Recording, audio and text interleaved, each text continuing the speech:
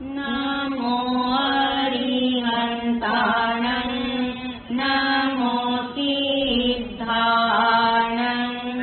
नमो आयर्याणं नमो पूर्वजायाणं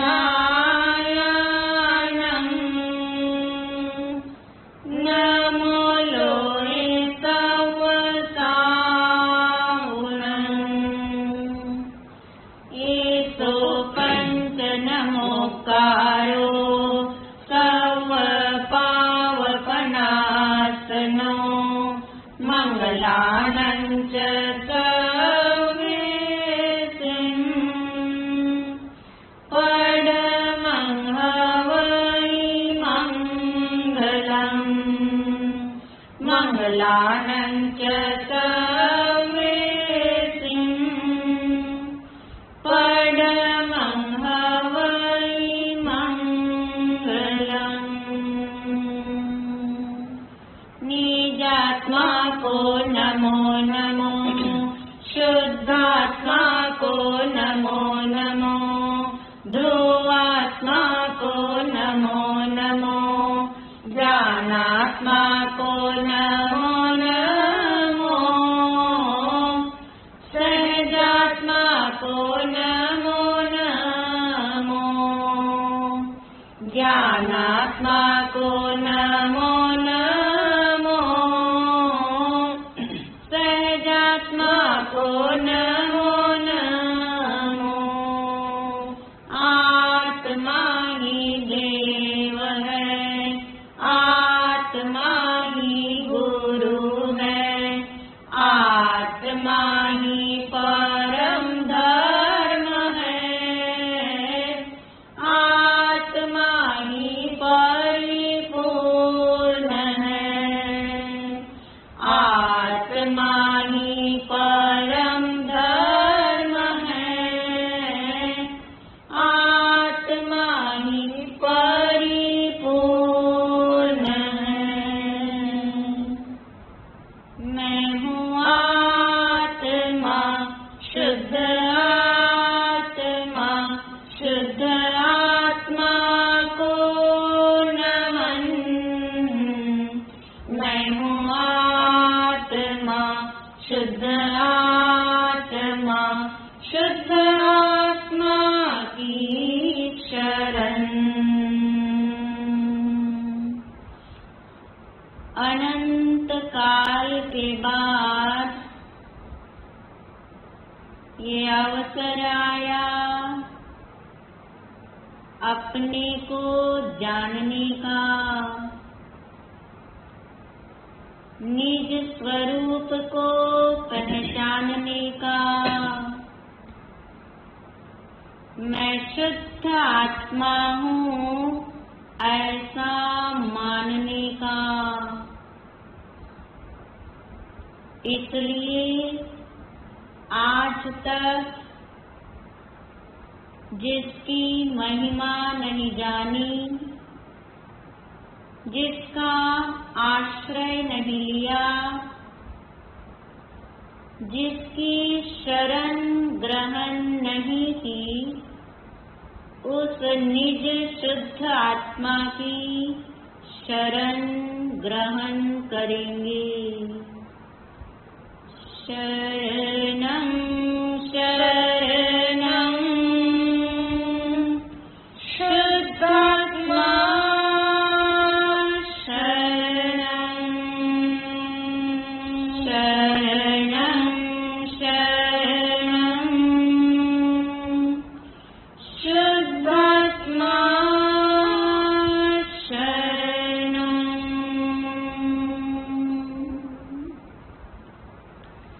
सभी शुद्धात्माओं को अनंत वंदन नमन।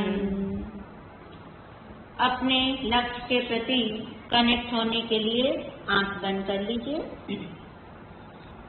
शांत चित्त से बहुत गहराई में लक्ष्य के प्रति समर्पित हो जाइए। एक बार अपने लक्ष्य को भीतर में दोहराना है। मैं शुद्ध आत्मा हूँ, ऐसा मुझे निर्णय करना है। मैं शुद्ध आत्मा हूँ, ऐसा मुझे निश्चय करना है। मैं शुद्ध आत्मा हूँ, ऐसा मुझे अनुभव करना है। इसी भावधारा के साथ प्रसन्नता से आंखें खोल सकते हैं। मिरर नाउ सेशन 19, 20 और 21, 19, 20, 21 रिकैप सेशन है, परावर्तना करनी है और आप सब ने इन सेशन को सुना होगा, ये निश्चित बात है। इन सेशन को सुनते हुए कोई जिज्ञासा आपकी हो, कोई शब्द न समझ आता हो, कोई बात समझ न आती हो, तो आप चाहो तो पहले 15 मिनट में जिज्ञासा पूछ सकते हैं, वरना महाराज श्री जी आपको आज वो परावर्तना कराएंगे जिससे आपके निर्णय पक्के होंगे। और आपके निर्णय पक्के हुए या नहीं हुए, उसके लिए भी आपकी चेकिंग खुद की चेकिंग आज के दिन होने वाली है। तो कोई जिज्ञासा है किन्हीं की तो अनम्यूट करिए, नाम बताइए और पूछिए। हाँ जी, तब महाराज जी आपको पूछे प्रश्न। आज महाराज श्री आपको जो प्रश्न पूछने जा रहे हैं उसमें आपने क्या समझा वो तो ठीक, पर आपने क्या निर्णय किया समझने के बाद। किसी को 20% समझ आया तो भी कोई बात नहीं, किसी को 80% समझ आया, किसी को 100% समझ आया, उससे आगे का स्टेप क्या है। समझ आने के बाद निर्णय कितना हुआ, निर्णय कैसा हुआ, मैं कौन हूँ का क्या निर्णय हुआ, मैं क्या हूँ और मैं क्या नहीं हूँ। शायद इसी बेस पे महाराज श्री जी देखिए आपसे इस शैली में आज प्रश्न पूछने वाले हैं। सबसे पहले शैली को समझे थोड़ा। आप यह हो या नहीं, यानी मैं ऐसा हूँ या मैं ऐसा नहीं हूँ, कारण के साथ बताना होगा। तो शैली जो है निर्णय शैली का है।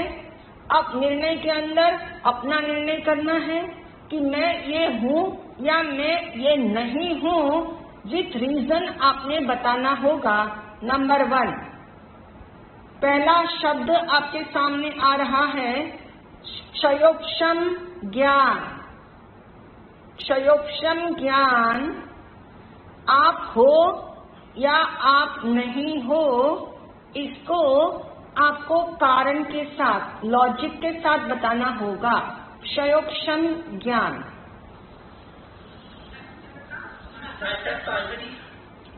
हाँ जी, फाल्गुनी बताओ। हाँ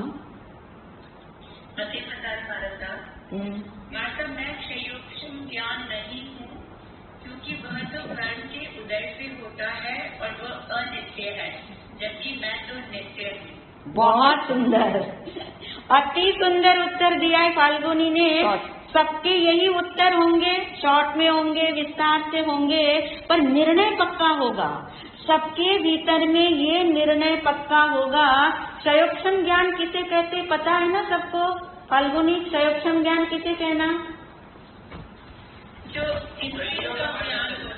हाँ, देखिए संदीप कितनी जल्दी हेल्प करता है तुमको। सिर्फ घर में हेल्प नहीं करता, घूम के भी हेल्प करता है आपको संदीप। बहुत सुंदर बात है, जिसका हेल्पिंग नेचर हो वो रह नहीं सकते है ना पीछे, ठीक बात है। तो आपने समझ लिया क्षयोक्षम ज्ञान, यानी क्षयोक्षम किस चीज का होता है? ज्ञान का क्षयोक्षम नहीं होता, ये याद रखना। तो क्षयोक्षम किसका होता है? कर्म का। कर्म का क्षयोक्षम होता है और उस कर्म के क्षयोक्षम के माध्यम से किसी को 5 इंद्रियां मिलती हैं, किसी को मन मिलता है, किसी को नहीं मिलता है। तो ये कर्म के क्षयोक्षम से मिलता है। और जिनको 5 इंद्रियां मिली, उन 5 इंद्रियों के द्वारों से ज्ञान क्या होता है? प्रकट होता है। तो इसलिए ज्ञान तो आत्मा का है, पर क्षयोक्षम किसका है? कर्म का है। तो क्षयोक्षम ज्ञान तरंग की तरह है। बहुत सुंदर बताया, तरंग की तरह है, कभी ज्यादा है, कभी कम है। यदि किसी का क्षयोक्षम ज्ञान यानी मति ज्ञान और श्रुत ज्ञान, इसका दूसरा नाम क्या है? मति ज्ञान, श्रुत ज्ञान। मति ज्ञान यानी बुद्धि। यदि किसी की बुद्धि बहुत तीक्ष्ण है, बहुत तीव्र है, बहुत शार्प है, तो उसके लिए हमें महिमा आती है ना कि देखो इसको कितनी जल्दी याद होता है, देखो इसको कितनी जल्दी समझ आता है। परंतु उस समय ये याद रखना है, ये क्षयोक्षम ज्ञान है। और क्षयोक्षम ज्ञान की महिमा लाए कि न लाए? शिल्पी, हाँ जी शिल्पी। महाराज साहब, क्योंकि क्षयोक्षम ज्ञान की महिमा लाए तो पर्याय दृष्टि हो जाएगी। पर्याय दृष्टि हो जाए। बहुत सुंदर। क्षयोक्षम ज्ञान पर्याय है, क्षयोक्षम ज्ञान तरंग ज्ञान है, क्षयोक्षम ज्ञान कर्माधीन है।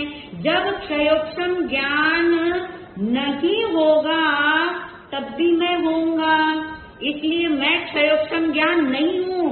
पक्का निर्णय करना। और निर्णय मैंने किया, ये क्या पैमाना इस चीज का? इस चीज का पैमाना ये है कि अब मुझे क्षयोक्षम ज्ञान की महिमा नहीं आती।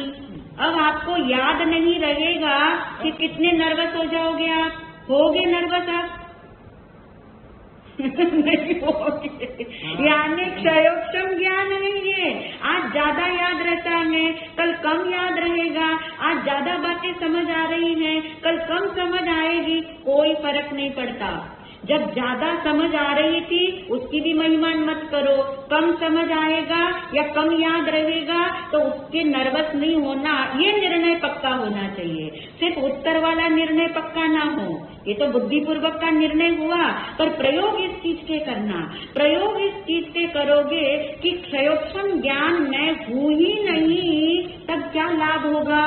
बहुत बड़ा लाभ होगा। इससे क्या लाभ होने वाला है?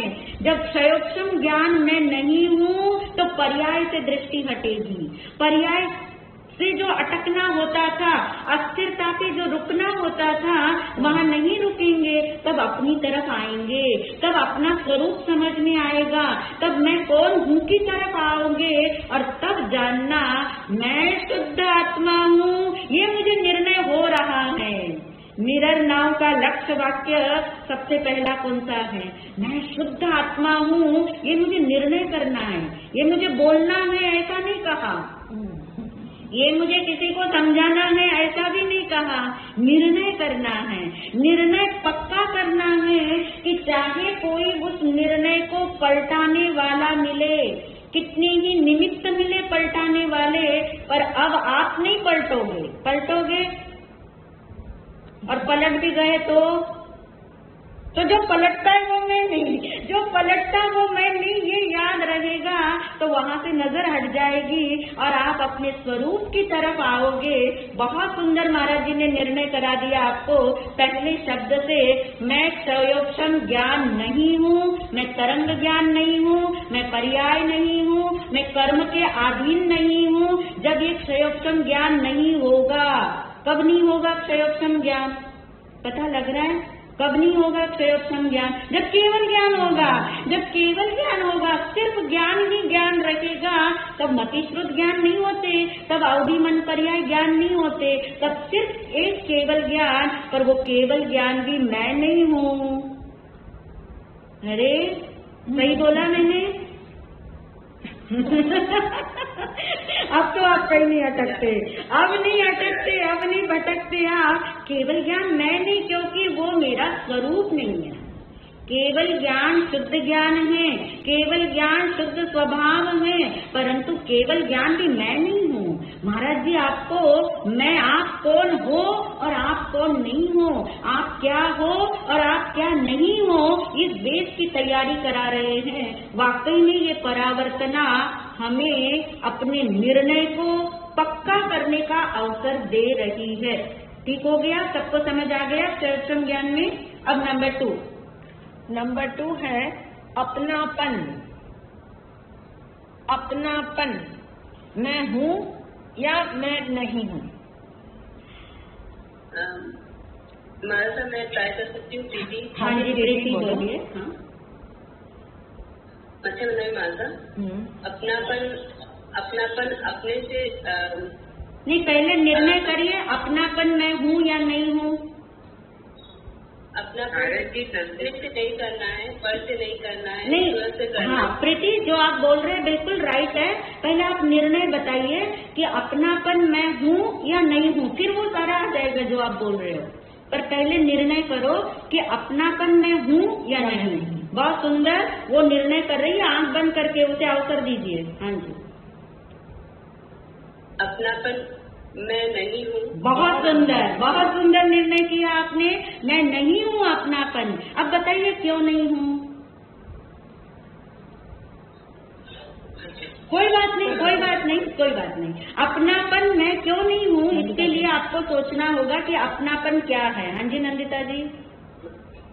महाराज जी श्रद्धा गुण की पर्याय है अपनापन।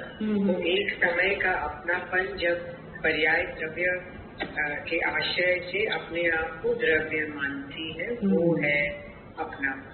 ठीक बात है, यानी अपनापन जो है, सुंदर बता दिया नंदिता जी ने कि वो श्रद्धा गुण की पर्याय है और पर्याय मैं नहीं हूँ, है ना। इसलिए मैं अपनापन मैं नहीं हूँ। अपनापन करना श्रद्धा गुण का स्वभाव है, कार्य है। श्रद्धा गुण का कार्य क्या है? अपनापन करना, पर वो कार्य है और कार्य जितना मैं नहीं हूँ। चाहे श्रद्धा गुण की पर्याय पर का लक्ष्य करती है, इसलिए अपनापन मैं नहीं हूँ, यहाँ तक तो सबको समझ आ गया। पर जब श्रद्धा गुण की पर्याय आत्मा में ढलने लगे, आत्मा में अपनापन करे, फिर तो वो अपनापन मैं हूँ कि नहीं हूँ? मैं सिर्फ उतना नहीं हूँ। हाँ, उतना नहीं हूँ। बहुत सुंदर, यानी उतने पर्यंत मैं नहीं हूँ। उतना से मतलब क्या है? एक समय जितना मैं नहीं हूँ। फिर चाहे वो अपनापन की पर्याय पर का लक्ष्य करे, तब भी अपनापन मैं नहीं। और यदि अपनापन अपना लक्ष्य करता है, तब भी वो मैं नहीं। ऐसा पक्का निर्णय करना। अब निर्णय इतने पक्के होने चाहिए। अब ये निर्णय आपके शब्द के आधार पे नहीं चल रहे ना, ये शब्द के आधार पे। कितने शब्द हम हेरा फेरी से आपको बता दे, आप बिल्कुल गर्दन हिला देते हैं। इसका मतलब शब्द से आपके निर्णय अब नहीं हो रहे। अब आपको अपना हकार आने लगा है अंदर से कि वाकई में मैं अपनापन नहीं हूँ। क्यों नहीं हूँ? क्योंकि उतना पर्यंत मैं नहीं हूँ। बहुत सुंदर। नेक्स्ट वाला तीसरा शब्द देखिए। तीसरा शब्द है शुद्ध स्वरूपी। शुद्ध स्वरूपी, मैं हूँ या मैं नहीं हूँ।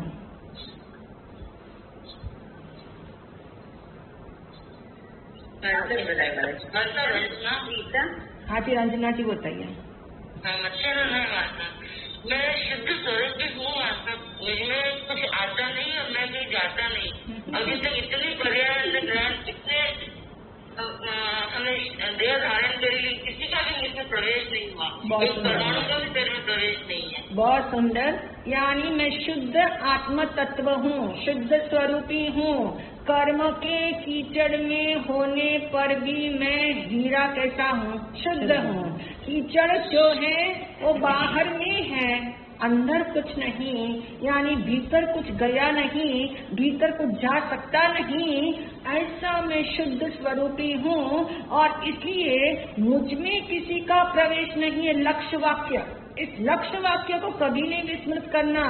कुछ भी टेंशन आए, कोई भी प्रेशर आए, मेंटल प्रेशर हो, वर्क प्रेशर हो, लेकिन रिलैक्स करने के लिए आप इतना ही कह दो, ये सब कुछ बाहर है, मैं भीतर हूँ और मुझ में किसी का प्रवेश नहीं। क्योंकि मैं शुद्ध स्वरूपी हूँ, है ना। नेक्स्ट है आत्मचिंतन।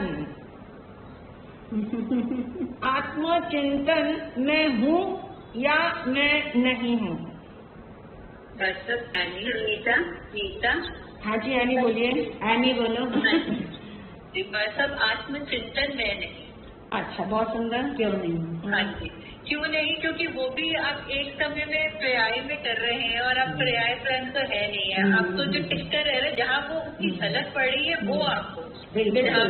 हाँ जी, तो वो इसीलिए आत्मचिंतन भी रहे हैं। बिल्कुल सर। और कोई बता सकता है इसमें और पॉइंट्स क्या हो सकते हैं? बहुत सुंदर एनी ने बताया कि एक समय पर्यंत का मैं नहीं हूँ और आत्मचिंतन जो हो रहा है वो पर्याय में हो रहा है। और कोई? हाँ जी नीता जी बताइए। तो यह भी कर्म के उदय से हो रहा है और यह भी मैं इससे भिन्न हूँ। इसकी परिणामी मैं कहीं नहीं हूँ। मैं तो सत्ता जरूर टिक कर रहने वाला। हाँ, यानी ये अच्छे से स्पष्ट हो गया सबको कि आत्मचिंतन शब्दों के माध्यम से हो रहा है, विकल्पों से हो रहा है और ये शब्द, ये विकल्प का मुझ में अभाव है। इन शब्दों का, इस विकल्पों का मुझ में अभाव है, यानी वो मेरा स्वभाव नहीं है। इसलिए आत्मचिंतन जो है वो मैं नहीं हूँ। एकदम क्लियर सबको हो रहा है। आत्मचिंतन मैं नहीं हूँ, बिल्कुल करेक्ट है।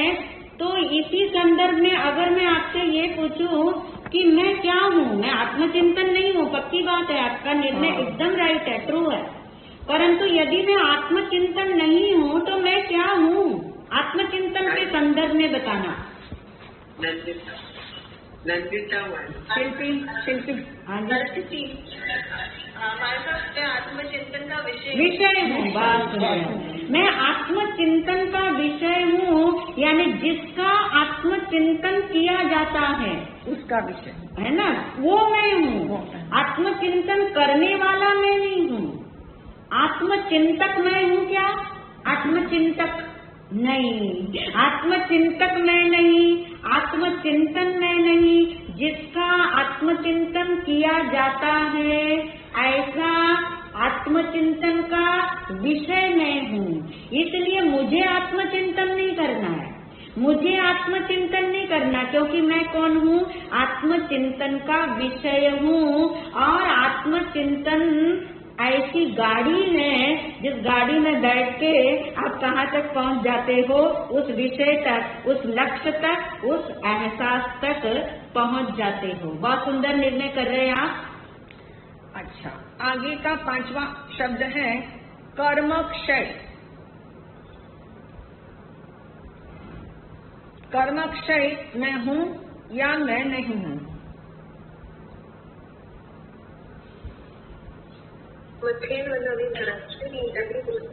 हाँ, कौन बोल? हाँ, कौन है? हाँ जी बोलिए। हाँ महाराष्ट्री, मैं सिर्फ कोशिश कर रही हूँ ना। हाँ, अच्छा, जिनी बोल रही है। हाँ, मैं कर्म क्षय नहीं हूँ, मैं आश्रय से कर्म क्षय होता है। बहुत मैं कर्मक्षय नहीं। यदि ये निर्णय आपको होते चले जा रहे हैं ना, इसका मतलब एक बात पक्की है कि अब आप कर्मों में अटकने वाले नहीं हो, कर्म के उदय में भटकने वाले नहीं हो, कर्म क्षय करने में जुड़ने वाले नहीं हो। यानी कर्म का क्षय मैं हूँ ही नहीं, क्योंकि कर्म ही मैं नहीं हूँ। जब न कर्म में, न कर्म का उदय में और न कर्म का क्षय में, क्योंकि कर्म के क्षय से जो जो होता है रिजल्ट आते हैं ना, कर्म क्षय के, कर्म क्षय के क्या रिजल्ट आते हैं? कर्म का क्षय होने पे सम्यक दर्शन भी होता है, कुछ कर्मों का ज्यादा क्षय हो जाता है तो केवल ज्ञान भी होता है, और ज्यादा सारे कर्मों का क्षय हो जाए, कर्म 0 हो जाए तो मोक्ष भी मिलता है। पर आपको पता है ये तीनों भी मैं नहीं, इसलिए मैं कर्म का क्षय नहीं, क्योंकि कर्म के क्षय से जो जो मिलेगा वो भी मैं नहीं हूँ। यानी कर्म का क्षय हो कि ना हो, इतनी दृढ़ता रहनी चाहिए अंदर में, जिन्हीं इतनी दृढ़ता रहनी चाहिए कि कर्म का क्षय हो कि ना हो, कर्म का उदय अनुकूल हो कि प्रतिकूल हो, कर्म के उदय में राग हो कि द्वेष हो, मुझे इनसे कोई लेना देना नहीं। मैं तो जो हूँ सो हूँ, मैं तो ज्ञान ही हूँ, मैं तो शुद्ध ही हूँ, मैं तो त्रिकाल ही हूँ, मैं अखंड ही हूँ। जो शब्द स्वरूप के आपको पता है उसका पूरा घोलन करोगे तो ऑटोमेटिक सहज ही पर्याय किसमें ढलने वाली है, द्रव्य में ढलने वाली है। बहुत सुंदर। अब इस शैली का अंतिम शब्द है शुद्ध भाव। शुद्ध भाव मैं हूँ या मैं नहीं हूँ। देखिए बहुत अच्छे से चिंतन करके देना निर्णय इसका, कहीं भी गड़बड़ नहीं और पूरी ठोसता के साथ इसका निर्णय चाहिए आप लोगों से हमें। हाँ जी ममता। हाँ ममता जी बताइए। हाँ जी ममता जी बता रहे हैं। यह तो कसाई की मंदता के कारण हुआ है, ये मैं नहीं, मैं तो शुद्ध आत्मा हूँ, मैं इससे अलग, इससे भिन्न शुद्ध भाव।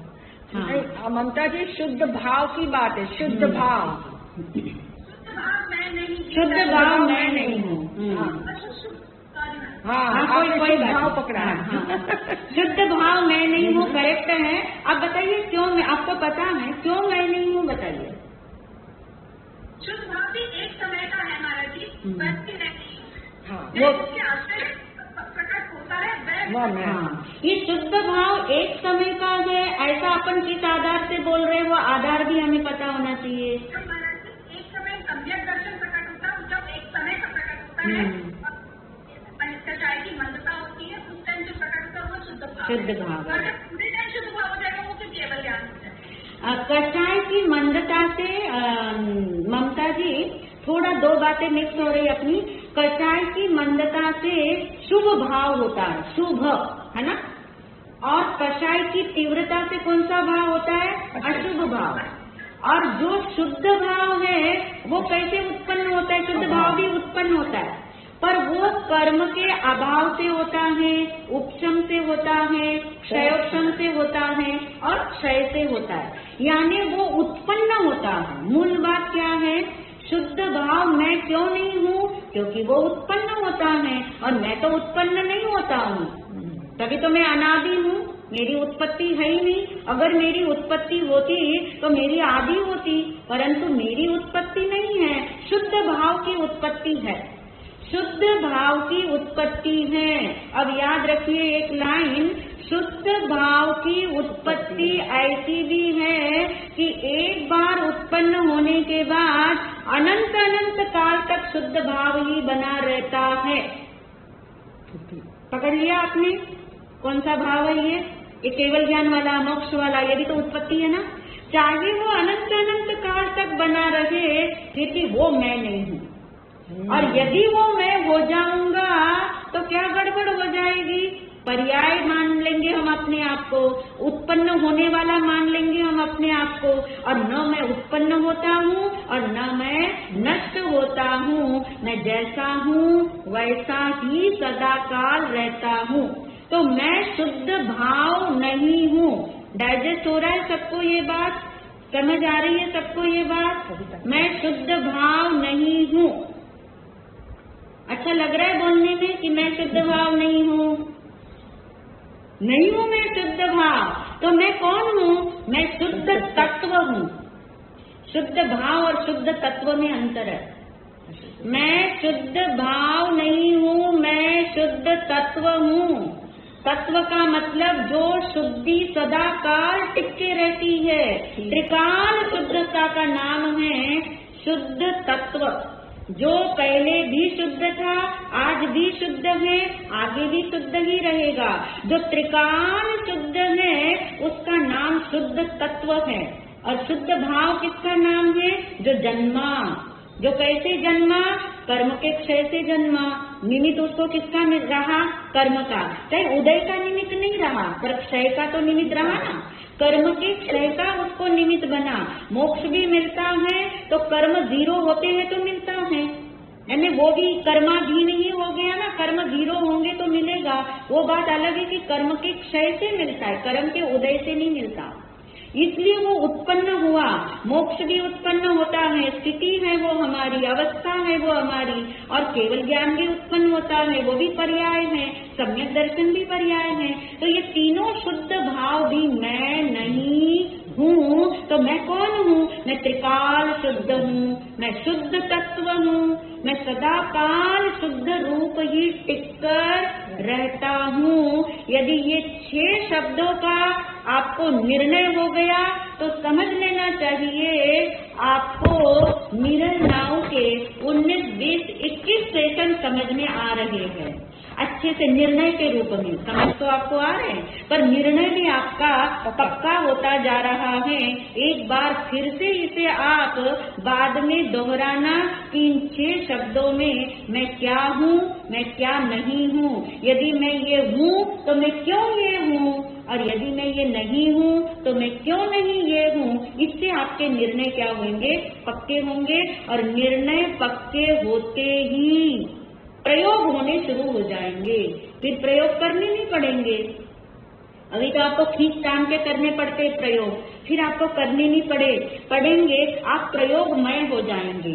आपका उपयोग सदा प्रयोग में ही लगा रहेगा, क्योंकि आपके भीतर में निर्णय क्या है? पक्का है। जैसे किसी को निर्णय हो जाए कि इस बोतल में पॉइजन है, फिर उसे नियम दिलाना पड़ता है क्या? मत पीना, मत पीना, इसे मत उठाना, क्योंकि उसे निर्णय पक्का हो गया ये जहर है या ये मेरे लिए हार्मदायक है, इससे मुझे कोई लाभ होने वाला है नहीं है। पीने की तो बात दूर, वो देखेगा भी नहीं, वो उसे देखना तक नहीं चाहेगा। ऐसे ही निर्णय पक्का हो जाएगा तो आपको पर की तरफ देखने की भी जरूरत नहीं पड़ेगी, पर को हटाने की तो बात ही दूर हो जाएगी। यानी अपने से अपनापन होना शुरू हो जाएगा। अब देखिए महाराज जी आपको अब नेक्स्ट शैली आपके सामने आ रही है। आपके सामने एक साथ 6 सेंटेंसेस होंगे, 6 विधान होंगे, और 6 प्रकार की समझ लीजिए धारणाएं पुष्ट करने वाली 6 बातें होगी, और वो अक्रम से होगी। अक्रम यानी साधना में सदा काल क्रम चलता है, साधना के अंदर क्रम चलता है, और उस क्रम के अंदर यदि हमें लगता है कि क्रम कैसा होना चाहिए प्रयोग करने के लिए, प्रयोग के धरातल को पक्का करने के लिए क्रम कौन सा सही है, तो उसके लिए जो है एक बहुत सुंदर ढंग से आपके सामने 6 सेंटेंस है, और उसमें आपने क्रम बनाना है, क्रम बताना है। बनाना तो नहीं है, बताना है, और बताएंगे आप तब जब आपने बहुत प्रयोग भी किए हों, तभी बता पाएंगे। आप पढ़ लीजिए, 6 सेंटेंसेस आपके सामने हैं। अब उसके अंदर क्रम जो है आपने जमाना है। सबसे पहले साधना का प्रोसेस, जो प्रोसेस स्टार्ट होना चाहिए, उसके लिए कैसे हमारा प्रोसेस स्टार्ट होगा, कौन से वाक्य से? यानी महाराज जी ये कहना चाहते हैं कि ये जो 6 वाक्य हैं ये किस चीज का प्रोसेस है ना? अभी तो आप अपने आप को म्यूट रखिए, चिंतन करिए, ये किस चीज का प्रोसेस है। ये जैसे आपको ये पकड़ में आ जाएगा कि ये किस चीज का प्रोसेस है, तो आपके लिए बहुत इजी हो जाएगा इसका क्रम बताना, क्योंकि सेशन 19, 20, 21 आप सुन चुके हैं, आप समझ चुके हैं, निर्णय आपके मस्तिष्क में चलते हैं। तो अब आप एक एक व्यक्ति एक एक निर्णय दे सकता है। नंबर 1 में ये आएगा, फिर और को चांस देंगे नंबर 2 बताने के लिए, तो और भी अच्छा रहेगा, सबका इसमें योगदान हो जाएगा। चलिए हम नाम बताते हैं। हाँ जी, कौन हाँ जी, रीता जी बताइए। रीता जी, सबसे पहले ये कर्म का उदय। अच्छा, सबको यही कहना है या इससे एक मिनट रुक जाइए, है ना रीटा जी? जो आपने बोला है उसके लिए सब लोग ओके करते हैं तो ठीक है, वरना किसी का इससे डिफरेंट आंसर है तो दे सकते हैं। नंबर 1 पे क्या आना चाहिए? अनित्य है, नंबर 4 अनित्य है, पहला अनित्य है। नहीं। नंबर 4 दिखाई देना। जो लोग नंबर 4 बोल रहे हैं, जो लोग नंबर 4 बोल रहे हैं वो लोग एकदम एक्यूरेट है। नंदिता जी की आवाज थी और भी 1-2 लोगों की आवाज थी, बाकी सब आवाज में लगाया। अब तो म्यूट कर ले अपने आप को, आप लोगों की आवाज में हमें नहीं सुनता। इन 6 वाक्यों में नंबर 1 पे होगा न, क्योंकि क्या होगा, यदि 6 का निर्णय अपने को क्रम बताना है तो कोई 1 बताए, कोई 2 बताए, कोई 3 बताए, फिर तो कुछ न कुछ तो सही जाना ही है। ऐसा नहीं करेंगे हम बिल्कुल अपना निर्णय बताएंगे, हम तुक्का नहीं लगाएंगे। ये तुक्का लगाने वाली परावर्तना नहीं है, ये निर्णय वाली। और वो निर्णय की जिम्मेदारी कितनी है आपके ऊपर, बहुत बड़ी जिम्मेदारी है। यदि आपको ये समझ में आ रहा होगा कि ये 6 वाक्य किस चीज का प्रोसेस है, तो बहुत जल्दी आपका क्रम बन जाएगा। किस चीज का ये प्रोसेस है ये समझ आते ही अब इन 6 में नंबर 1 था, नंबर 4 वाला जो दिखाई दे रहा है वह मैं नहीं हूँ। जो दिखाई दे रहा है वह मैं नहीं हूँ।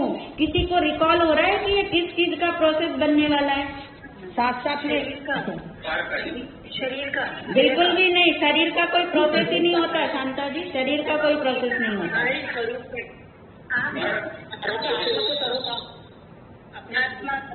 नहीं, अभी चिंतन बहुत अपेक्षित है, तुक्के नहीं लगाने हमें, चिंतन बहुत अपेक्षित है इसमें। और जो उत्तर दे दे वो अपने आप को म्यूट कर ले ताकि आपके घर की आवाज इधर ना आए। यानी जो चिंतन है इसके अंदर प्रोसेस किस चीज का चलेगा, ये जो प्रोसेस यहाँ से स्टार्ट हो रहा है, इतना सीरियस हो जाए इस चीज के लिए कि जो वाकई में यदि आपने सुना होगा, ये 3 सेशन यदि वाकई में सुने होंगे तो आप कभी भी इधर उधर के उत्तर नहीं देंगे, आप बिल्कुल टू द पॉइंट उत्तर देंगे। आप टू द पॉइंट उत्तर देंगे और आपको वो चीज समझ आएगी, आप कहीं उलझोगे नहीं, क्योंकि मन से उत्तर देने की ये परावर्तना नहीं है।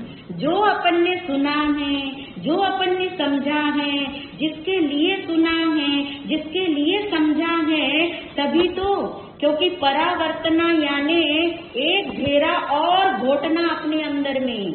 जैसे दूध होता है ना, दूध को आप घोटते हो चम्मच लेकर के, तो दूध ही रहता है पर वो गाढ़ा गाढ़ा बनता जाता है ना। ऐसे गाढ़े गाढ़े बननी चाहिए समझ हमारी, ऐसी समझ गाढ़ी गाढ़ी बने। एक परावर्तना का चम्मच लगा और समझ में और गाढ़ापन आया और प्रगाढ़ता आएगी, तब हमारी धारणा पक्की होगी। अभी तक हमारे निर्णय कच्चे क्यों रह जाते हैं? क्योंकि धारणा तक हम नहीं पहुंचते, सुनने तक रहते हैं, समझने तक कुछ लोग पहुंच जाते हैं, पर धारणा पक्की हम नहीं करते। इसी के लिए रिकैप सेशन है, ताकि धारणा पक्की हो तो सब लोग याद रखे, टू द पॉइंट हमारे उत्तर हो। जो हमने सुना, समझा, जाना है, उसके आधार पे हमारे उत्तर हो। इधर उधर के शब्दों के आधार पे, तुक्कों के आधार पे हमारे उत्तर, हमारे निर्णय नहीं चलेंगे। तो ये किस चीज का प्रोसेस है, किसे समझ आया अब तक में?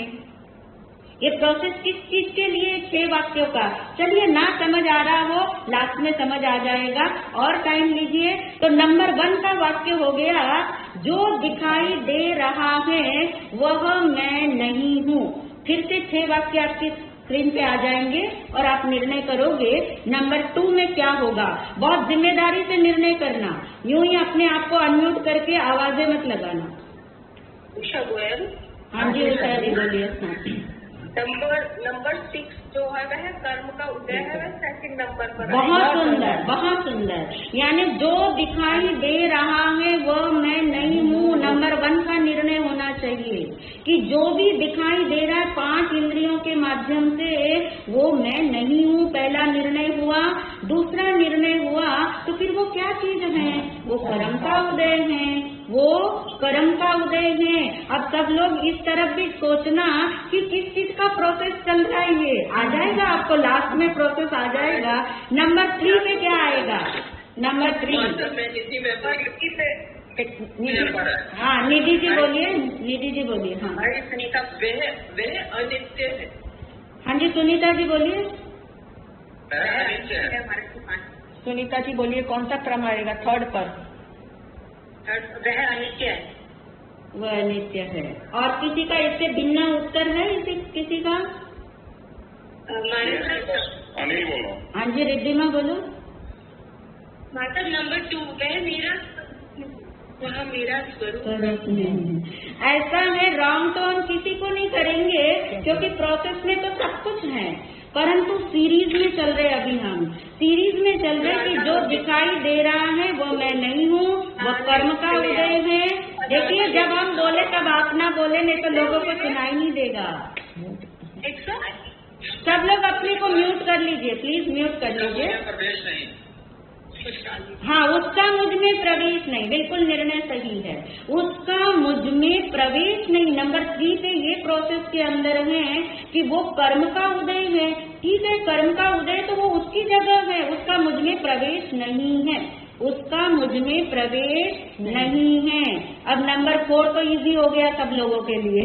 अब नंबर 4 बता सकते हैं, कोई एक बताए, अपना नाम बता के बताए। हाँ जी प्रीति बोलो। हाँ, वह अनित्य है। वो अनित्य, बहुत सुंदर। नंबर 5 नीता। हाँ जी नीता जी। वह आसार है। वह आसार है, बहुत सुंदर। और छठा तो बताने की जरूरत ही नहीं है, जो शेष है वही विशेष हो गया, वो मेरा स्वरूप नहीं है। अब देखिए पूरा, हाँ जी पूरी जिम्मेदारी से कौन बताएगा कि ये एक साथ 6 क्रम वाइज कौन बताएगा? सरिता। हाँ सरिता जी बताइए। जो दिखाई दे रहा है वह मैं नहीं, वह कर्म का उदय है, उसका मुझ में प्रवेश नहीं है। ठीक बात। हाँ, वह अनित्य है, अच्छा, वह आसार है, वह मेरा स्वरूप नहीं है। बहुत सुंदर। अब ये किस चीज का प्रोसेस है, ये कौन बताने वाला है? ये किस चीज का प्रोसेस था? ये 6 चीजें किस चीज का प्रोसेस है ये? पिंकी जी बताइए, पिंकी जी। हाँ, आत्मचिंतन का प्रोसेस है। आत्मचिंतन का प्रोसेस है। और कौन बताने वाला है? स्वरूप चिंतन, स्वरूप दृष्टि की ओर। नहीं, ये किस चीज का प्रोसेस है? हाँ जी नंदिता जी। हाँ, ये द्रव्य दृष्टि। द्रव्य दृष्टि। नमिता जी। नमिता जी बताइए। हाँ, महाराज जी ये अनित्य, जो संसार की अनित्य की और असारता की, जो भी कारण और संसार साधना नहीं, जब हमने ये कहा कि साधना का प्रोसेस है तो साधना का जो प्रोसेस हो वो बहुत बड़ी बात है। ये बात ठीक है कि आपने आत्मचिंतन, आत्म साधना के प्रोसेस, लेकिन ये आत्म साधना का कौन से अंग को ज्यादा प्रमुख कर रहा है? प्रोसेस किस चीज का है ये? जी मैं बताऊँ निशा? हाँ निशा बताओ, निशा बताए। स्वरूप निर्णय। देखिए सब स्वरूप निर्णय, आत्मचिंतन। हाँ जी आस्था बता रही है। हाँ, आस्था। जी पर्याय को स्वयं सत्तारूप द्रव्य में हाँ जी सुभाष जी बताइए, सुभाष जी बताइए। मैं शुद्ध आत्मा हूँ। मैं शुद्ध आत्मा हूँ। दीदी माँ। कौन? अच्छा। अब मुझे उम्मीद है कि शिल्पी इसका एकदम राइट उत्तर दे देगी और सब लोग स्टॉप हो जाएंगे। हाँ जी शिल्पी बताओ। हटाने का बस पर की रुचि को गौण करने का ये प्रोसेस है। सब लोग बड़ी बड़ी तरफ जाते हैं ना, कोई आत्मचिंतन, शुद्ध तत्व, स्वरूप चिंतन, ये सब सही है, परंतु उसके लिए भूमिका क्या है? ये 6 चीजों की भूमिका जो पर की रुचि को गौण करने के लिए है। अपनी तरफ हम कब आ पाएंगे? जब हम कौन सी रुचि को गौण करेंगे? पर की रुचि को। अपनी तरफ आने का ये प्रोसेस है और उसके लिए पहले अनित्यता की आसारता का बोध होना जरूरी है ना, तो उसके लिए पर की रुचि गौण करने का प्रोसेस है। यदि पर की रुचि गौण होती हो तो ही पक्का निर्णय करना कि मैं स्व की तरफ आने के लिए पात्र हूँ, वरना स्वचिंतन, आत्मचिंतन, स्वरूप चिंतन जितना। सीमा जी आप अपने आप को म्यूट कर लीजिए। जितना मर्जी आप करते जाइए, परंतु उससे कुछ नहीं होगा जब तक पर की रुचि गौण नहीं होगी। और कई बार आप देखिए, आप ये महसूस करते होंगे कि इतना हम आत्मचिंतन करते हैं, आत्मा के बारे में इतना स्वरूप का चिंतन करते हैं, परंतु कुछ प्रोग्रेस अंदर में नहीं दिख रही। तो उसका मूल कारण ये है। इसलिए महाराज जी ने इतना लंबा प्रोसेस आपके सामने रखा कि पर की रुचि जब तक गौण नहीं होगी, तब तक कभी भी स्वचिंतन का, स्वरूप चिंतन का या आत्मचिंतन का आनंद तक की यात्रा पूर्ण नहीं हो सकेगी। समझ आ गया सबको बात? अब आगे देखिए महाराज जी कौन सी शैली लेके आ रहे हैं।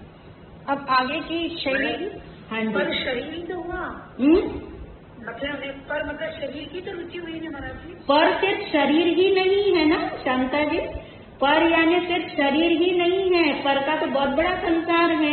शरीर के अंदर सारे पर समा गए ऐसा नहीं है, क्योंकि शरीर जो है शांता जी वो तो कर्म का उदय है ना, और एक ही कर्म का उदय है शरीर तो। कौन से कर्म का? नाम कर्म का। और प्रतिपल यहाँ तो 8 कर्म का उदय चल रहा है ना। तो इसलिए सिर्फ शरीर की रुचि की बात नहीं है यहाँ पे। जब तक पर का पूरा होराइजन हमें नहीं समझ आएगा, तब तक शरीर तो से तो हम हट जाए, परंतु कहीं न कहीं अटक जाते हैं, कहीं न कहीं भटक जाते हैं। इसलिए हमें पर शब्द से एक साथ सारा अर्थ इसका ग्रहण करना चाहिए।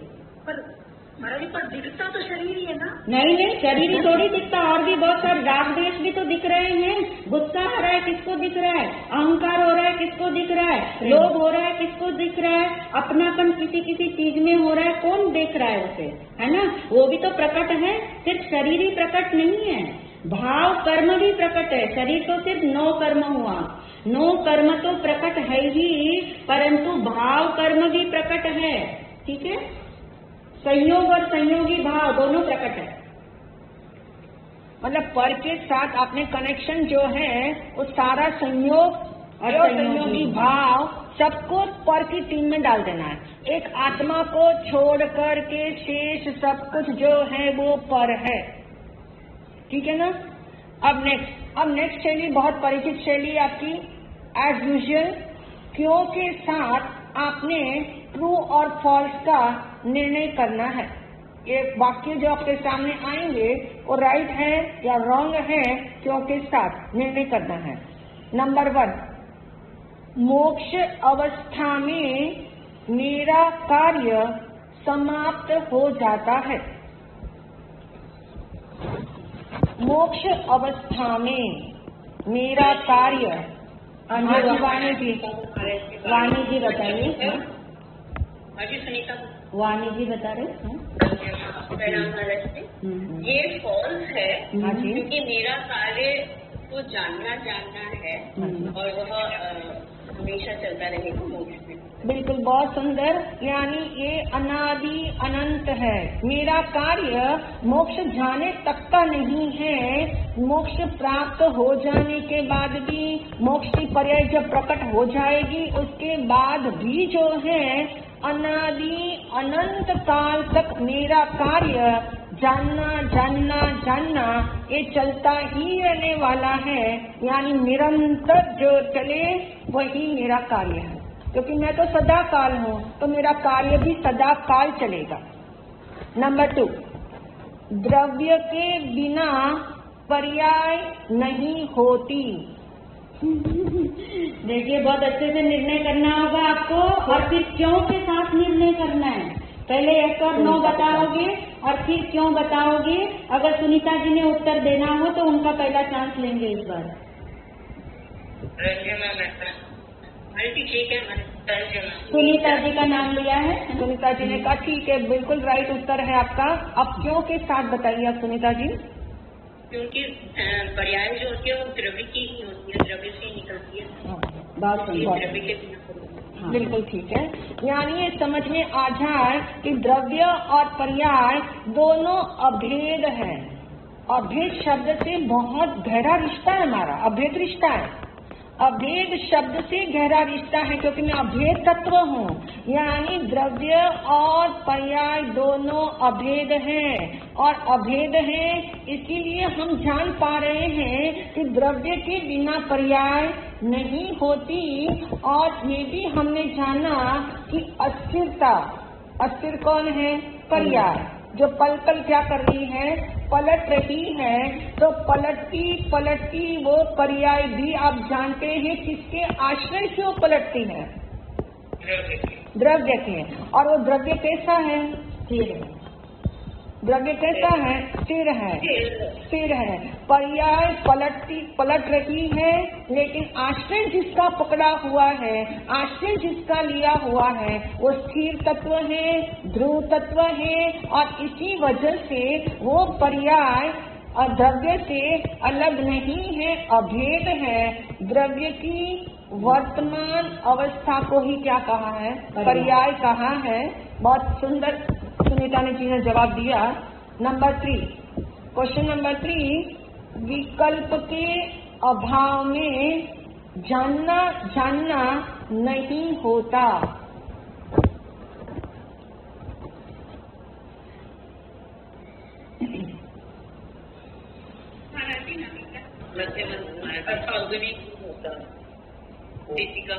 दीपिका जी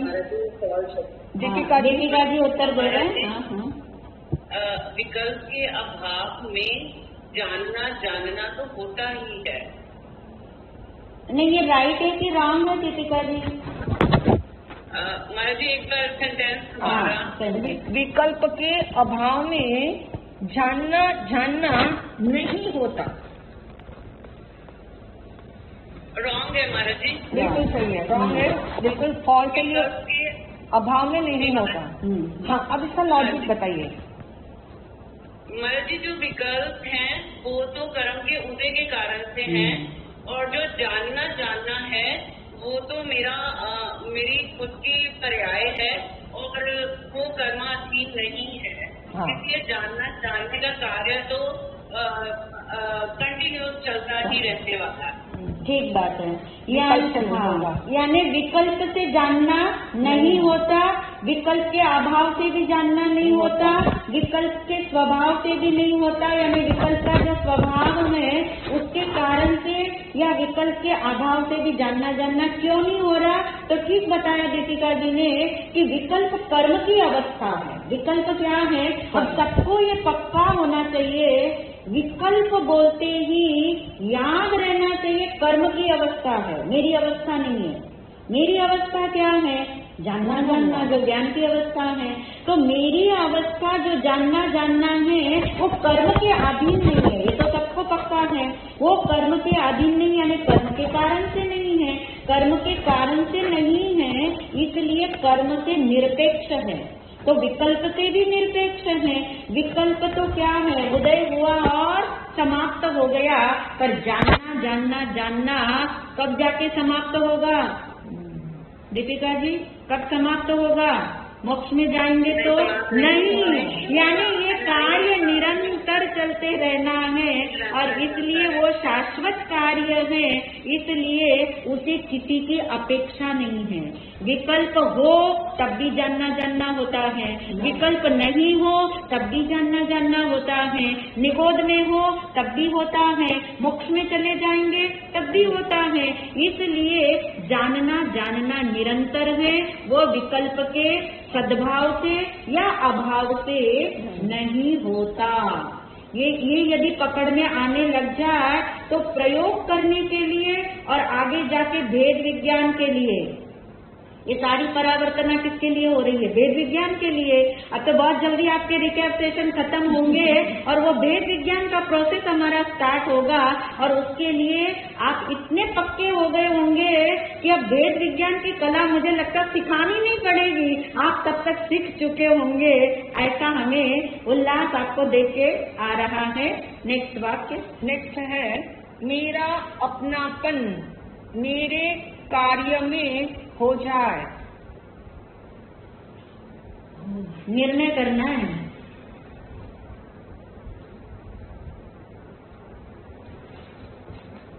बहुत गहराई से निर्णय है इसका, चुन चुन के एक एक वाक्य आपके सामने। सब एनी ट्राई करते हैं मैं। हाँ बोलिए। हाँ एनी बोल रही है। हाँ जी। मतलब मेरा अपनापन मेरे कार्य से हो जाए, तो मेरा कार्य जो है जानना जानना, मेरा अपनापन मतलब ये ठीक है सेंटेंस कि ऐसा ही होना चाहिए कि मेरा अपनापन मेरे कार्य में हो जाए। अच्छा, इससे एग्री है। एनी के बाद से कौन एग्री नहीं है वो अपना नाम बताए। मोना बताओ। मोना। हाँ जी। मेरा अपनापन मेरे कार्य में हो जाए, तो मेरा कार्य जानना तो एक एक समय में होता है वो, तो एक समय की पर्याय है। मुझे पर्याय में अपनापन नहीं करना है, मुझे रूप में, त्रिकाल में, सत्ता में अपनापन करना है। बहुत सुंदर। महाराज जी मैं बोलूं? नहीं तो हो गया कंप्लीट आंसर। तो मुझ में है ही, मेरा अपनापन तो मुझ में ही है, होगा क्यों? ठीक बात है। मेरा अपनापन मुझ में हो जाए, ये वाक्य रॉन्ग है, ये सबके लिए सही है, सबको ये मानने में आ रहा है ना कि ये रॉन्ग है। कोई ऐसा तो नहीं जिसे ये राइट लग रहा हो। एनी अब राइट लग रहा है कि नहीं लग रहा है? ये जी मैं सब समझ में आ गया। यानी ये राइट नहीं, पर ये राइट जैसा था इसलिए कंफ्यूज हो गए। ये राइट जैसा लग रहा था, क्योंकि हम बारंबार कहते हैं ना कि अपने में अपनापन करना, इसका नाम सम्यक दर्शन है। वो अपनापन करने वाली पर्याय है। वो अपनापन करने वाली कौन है? पर्याय है। अपनापन का नाम ही पर्याय है। तो मेरा अपनापन अपने में, अपने कार्य में हो जाए। देखिए कार्य शब्द यहाँ इम्पोर्टेंट था। कार्य क्या है? जानना जानना क्या है? पर्याय। पर्याय में मेरा अपनापन हो जाएगा तो मैं रहूंगा ही नहीं, क्योंकि वो पर्याय तो क्या हो गई, दूसरे क्षण नष्ट हो गई। इसलिए अपनापन, मेरा अपनापन कार्य में हो जाए ऐसा नहीं, और मेरा अपनापन अपने में हो जाए ऐसा भी नहीं, है ना शांता जी? यहाँ कार्य शब्द था, इसलिए मेरा अपनापन मेरे में हो जाए की बात ही नहीं थी। तो मेरा अपनापन मेरे कार्य में हो जाए, कार्य शब्द दिया, क्योंकि मेरा अपनापन मेरे में है। वो तो द्रव्य दृष्टि की बात चली गई, आत्मचिंतन वाली। परंतु यहाँ जो बात चल रही है कि मेरा अपनापन मेरे कार्य में हो जाए, कार्य में अपनापन नहीं हो, क्योंकि वो तो पर्याय है, और पर्याय पर्यंत तो मैं हूँ नहीं। इसलिए ये सावधानी, जो द्रव्य और पर्याय की जो भेद रेखा है और जो अभेद स्वरूप है, दोनों एक साथ समझ में आने चाहिए। इसलिए इस तरह के क्वेश्चन आपके सामने हैं, ताकि आपको निर्णय हो जाए पर्याय क्या चीज है, द्रव्य क्या चीज है, मैं पर्याय पर्यंत क्यों नहीं हूँ, मैं द्रव्य क्यों हूँ, आदि आदि निर्णय आपको कारण के साथ पक्के हो जाने चाहिए, जो आप अच्छे से कर ही पा रहे हो। बहुत सुंदर। नेक्स्ट वाक्य। नेक्स्ट है, निज शुद्ध आत्मचिंतन ही एक दिन आत्म अनुभव में बदल जाता है।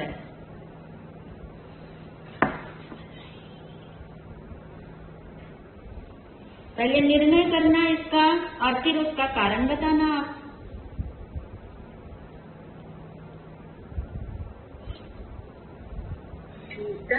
नीता और किसी को चांस देते हैं नीता जी?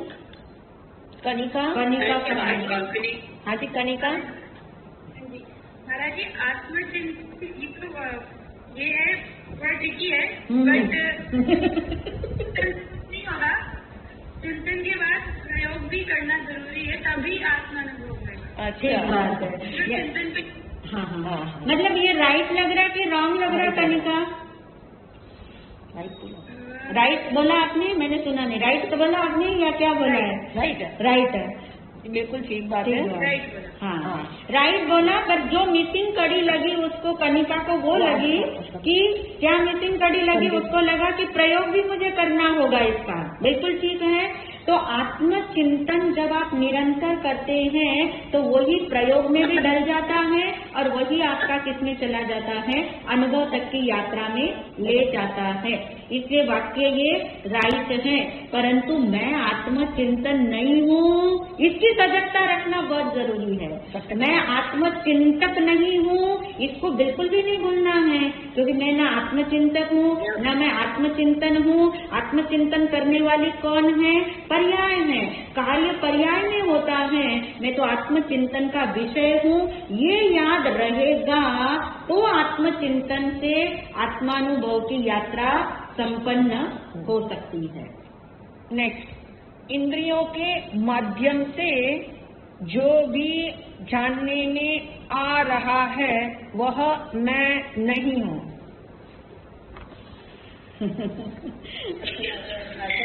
बोल के बताओ ना। सर ये राइट है, राइट है कि क्योंकि इंद्रियों के माध्यम से जो भी जानने में आता है वो पर होता है, वो पर होता है, पर है, और मैं तो शुद्ध स्वरूपी आत्मा हूँ। बिल्कुल, बहुत सुंदर। यानी ये अच्छे से सबको समझ में आ रहा है कि इंद्रियों के माध्यम से जो कुछ भी जानने में आए वो मैं नहीं हूँ, क्योंकि वह क्षणिक है, वह पर है, वो मेरा ज्ञान नहीं है। इंद्रिय ज्ञान मेरा ज्ञान नहीं है, वो तो सूक्ष्म ज्ञान है, और इसलिए जो इंद्रिय ज्ञान है वो मैं नहीं हो सकता हूँ। वो सूक्ष्म ज्ञान है, खंड खंड वाला ज्ञान है, और मैं खंड खंड नहीं हूँ, मैं अखंड स्वरूपी हूँ। बहुत ही सुंदर। और महाराज जी आपको लास्ट एक प्रश्न पूछने वाले हैं जो बहुत प्रैक्टिकल है और बहुत पर्सनल है। प्रैक्टिकल भी है और पर्सनल भी है, और बहुत सुंदर क्वेश्चन है वो। और वो क्वेश्चन उत्तर भी उसका शॉर्ट ही है। क्वेश्चन है आपके सामने, अवस्था एवं सत्ता को समझने से आपको क्या लाभ हुआ? क्योंकि 19, 20, 21 में बारंबार यही चीज आपको आती चली गई। अवस्था और सत्ता में को समझने से आपको क्या लाभ हुआ? पर्सनल क्वेश्चन है। अब पर्सनल में दीजिए ना सब लोग फटाफट उत्तर। आस्था से शुरू करते हैं। ए, अल्फाबेट ए। ये समझ आया कि अपनापन किससे करना है। और कोई बताएगा? एक बात है, एक पॉइंट बहुत सुंदर बताया आस्था ने कि इससे आपको ये मूल बात बताई इसने कि अपनापन किसमें करना ये पकड़ में आया।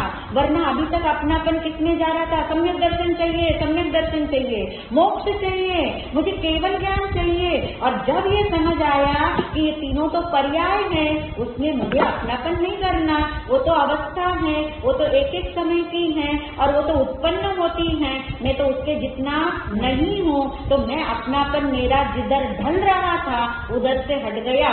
बहुत सुंदर उत्तर दिया। और कोई पॉइंट किसी ने बताना हो?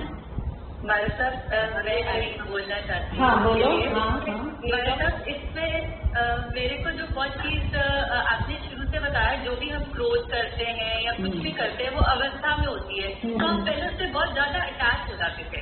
अब पता है कि मैं उतना नहीं हूँ और मेरे में तो कुछ आता ही नहीं है, तो अब आप बहुत रिलैक्स हो जाते हो कि ये क्रोध नहीं, मैं कुछ नहीं, अभी का है, अवस्था का है, और इसका किसी का भी मुझ में प्रवेश नहीं, तो ये आपको रिलैक्स कर दे। यानी यहाँ पे एक बात और भी याद रखना कि क्रोध मेरी अवस्था ही नहीं है। हाँ जी, क्रोध मेरी अवस्था नहीं है, वो तो कर्म के उदय की अवस्था है ना। जब उसलिए वो मेरी अवस्था नहीं। जब मेरी अवस्था में भी, अब देखिए गहरा वाक्य है, मेरी अवस्था में भी मेरा अपनापन नहीं है, नंबर 1। नंबर 2, मेरी शुद्ध अवस्था में भी मेरा अपनापन नहीं है। तो फिर ये विकारी अवस्था में, कर्म की अवस्था में, पल पल पलटने वाले इन विकल्पों में कहाँ मेरा अपनापन होगा?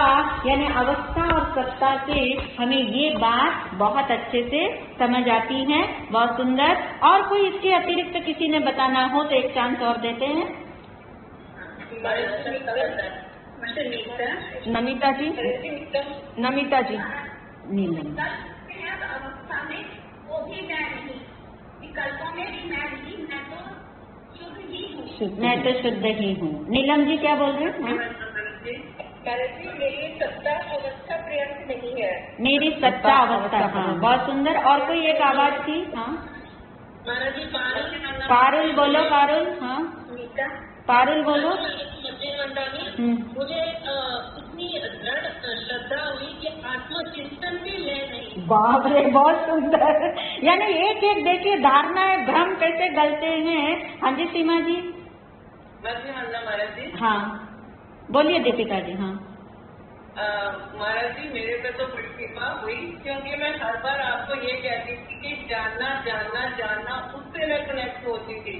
तो इतना बड़ा एक अवस्था में जो अटकन हो रही थी ना, वो इम्प्रूव हुई, और मैं आपको बता नहीं सकती कि हजार बार अहोभाव आया, लेकिन फिर आपका उधर से संदेश आया कि अहोभाव भी मैं नहीं हूँ। बिल्कुल, यानी बहुत सुंदर। देखिए दीपिका जी ने इस चीज को एग्री किया, साहस है इनके पास, समझ भी है, भ्रम गलाने का साहस है और फिर बोलने का भी साहस है।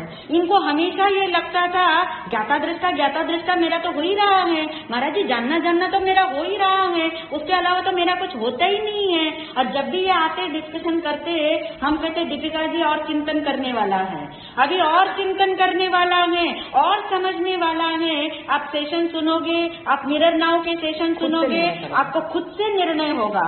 निर्णय तो करने में हम तो आपको निर्णय दे सकते हैं, क्योंकि जिनवानी माँ ने निर्णय करके दे दिए, जिनवानी माता ने निर्णय करके दे दिए, पर वो निर्णय काम के नहीं हैं जब तक हमारी प्रज्ञा की छलनी से वो न छने, अपना स्टैंप जब तक न जमे। यानी जानना जानना मैं नहीं हूँ, ज्ञाता दृष्टा मैं नहीं हूँ, क्योंकि वो तो पर्याय, हाँ वो तो पर्याय है। उतना पर्यंत मैं नहीं हूँ, उतना पर्यंत मैं नहीं हूँ, तब जाके द्रव्य दृष्टि आती है। वरना पर्याय पे काम हो रहा था, पर्याय दृष्टि बनती जा रही थी, पर मानने में नहीं आ रहा था कि ये पर्याय दृष्टि है।